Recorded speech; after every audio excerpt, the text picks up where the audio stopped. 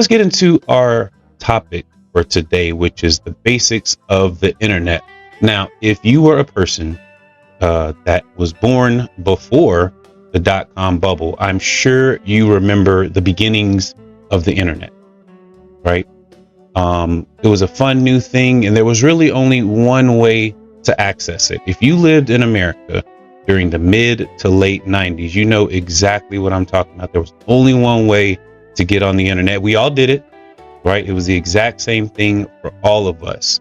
You go to your mailbox, and there would be a CD-ROM in the mailbox with 3 letters, right? AOL, right? That was how we first got on the internet, was using AOL. We all pretty well remember that, right?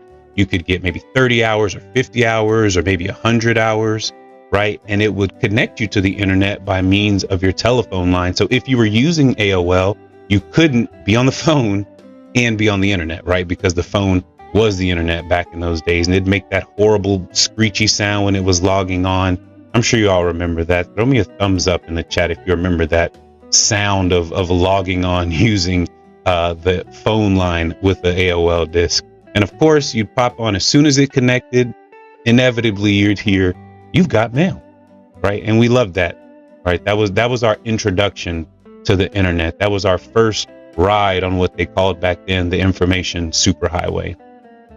But you know, things have changed a lot. The highway's bigger, it's faster, it's more developed. But the highway is actually a very good way to visualize the internet, to think about the way the internet works. And really, this will help you to understand a lot about the internet. So let's just kind of build this idea out a little bit of the internet being like the highway, right? It's just like a highway. How is that the case? Well, the highway takes you from your residential area to where other things are, right? And you can think of the internet in that way. It's just a way for you to quickly get from one place to another online, right? So of course, websites, social media, there's so many entertainment options on the internet. It feels like every week you have to buy a new streaming service to watch a sport or a show that you like. There's educational content, but we can get from where we are to where we want to be on this information superhighway. Now, to get on the internet, right? To get on the internet, of course, or rather to get on the highway, you can't just go from a surface street, right? A drive or a boulevard and just be on the highway. You have to take an on-ramp, right? There's no two ways about it. That's just how you get on the highway. Well, your router in your house, that Wi-Fi box, that is like the on-ramp, right? For the internet. For your phone, of course, it's different.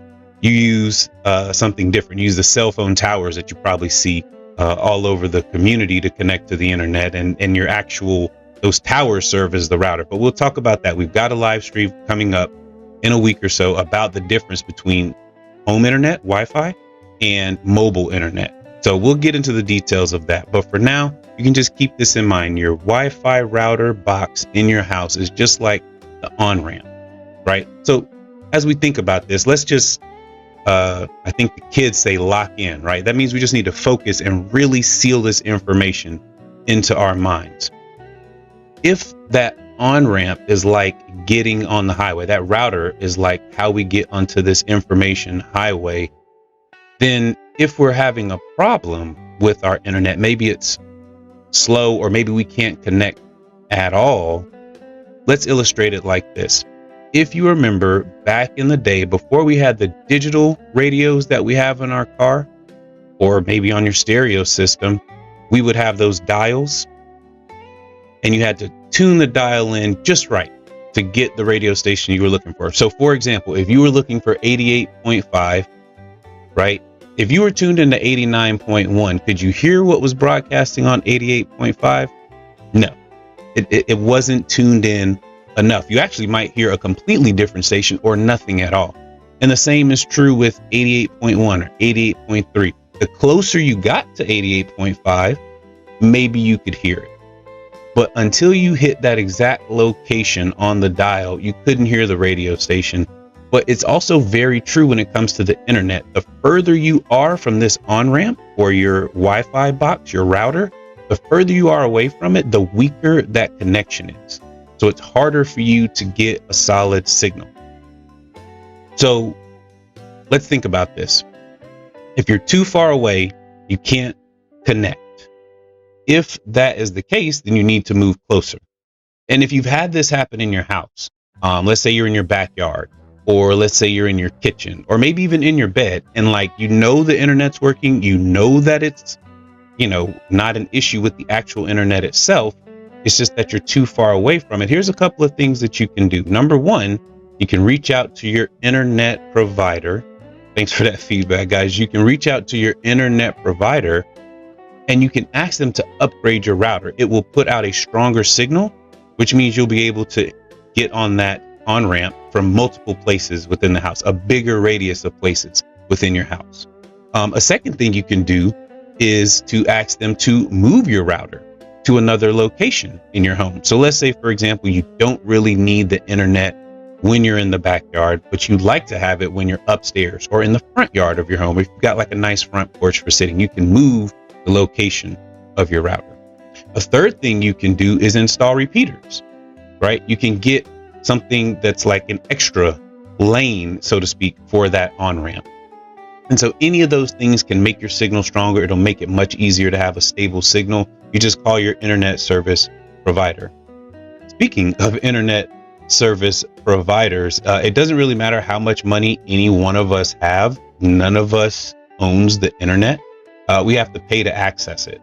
And actually, if you want to go have a faster connection, you usually have to pay more monthly for that connection. This may also remind you of being on the highway and using the toll lanes, right? Because you have to pay to get into that toll. And so you pay your toll to your internet provider.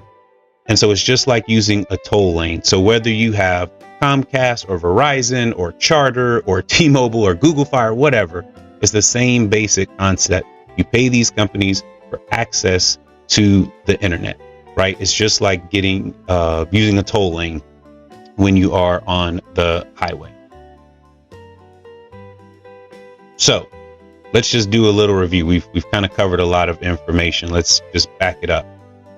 So back in the day, in the 90s, that probably may not feel like back in the day for some, but really that's 30 something years ago. They used to call the internet the information superhighway. And that was a really good illustration. As we see, the internet is like a mega highway, and we connect to it using that on-ramp, which is our router at home.